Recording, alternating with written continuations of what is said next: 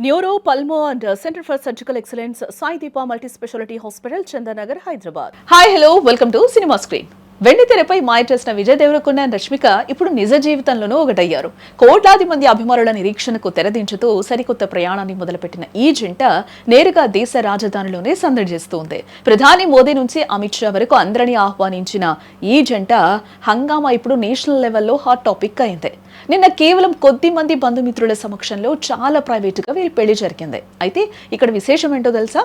ఉదయం తెలుగు సంప్రదాయ పద్ధతిలో పెళ్లి చేసుకున్న ఈ జంట సాయంత్రం రష్మిక సొంత ఊరైన కొడవ సంప్రదాయం ప్రకారం మరోసారి పెళ్లి చేసుకుని అందరినీ ఆశ్చర్యపరిచారు.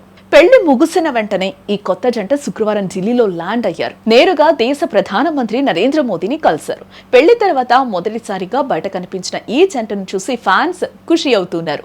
మోదీకి తమ పెళ్లి రిసెప్షన్ ఇన్విటేషన్ కార్డును అందించి మార్చి 4న హైదరాబాద్ లో జరిగే వేడుకకు రావాలని కోరారు.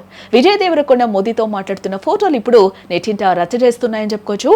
ప్రధానిని కలిసిన అనంతరం ఈ జంట కేంద్ర హోంమంత్రి అమిత్ షాను కూడా కలిశారు. రిసెప్షన్ కు రావాల్సిందిగా ఆహ్వానిస్తూనే ఆయన జ్ఞాపికగా ఒక అందమైన వినాయకుడి విగ్రహాన్ని బహుకరించారు. అమిత్ షా కూడా ఈ కొత్త జంటను ఆశీర్వదించినట్లుగా తెలుస్తోంది. పొలిటికల్ సర్కిల్స్ లో కూడా విజయ్ రష్మికల వెడ్డింగ్ ఇన్విటేషన్ పర్వం ఇప్పుడు చర్చనీయాంశంగా మారిందని చెప్పుకోవచ్చు. మొత్తానికి వీరి రిసెప్షన్ కు సినిమా వాళ్లే కాకుండా రాజకీయ ప్రముఖులు కూడా ఈ వేడుకకు భారీగా తరలి వచ్చే అవకాశం కనిపిస్తోంది.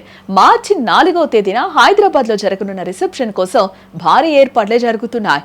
ఈ వేడుకలో టాలీవుడ్, బాలీవుడ్ స్టార్లతో పాటు ప్రధాని కూడా హాజరవుతారా అని ఉత్కంఠ నెలకొంది.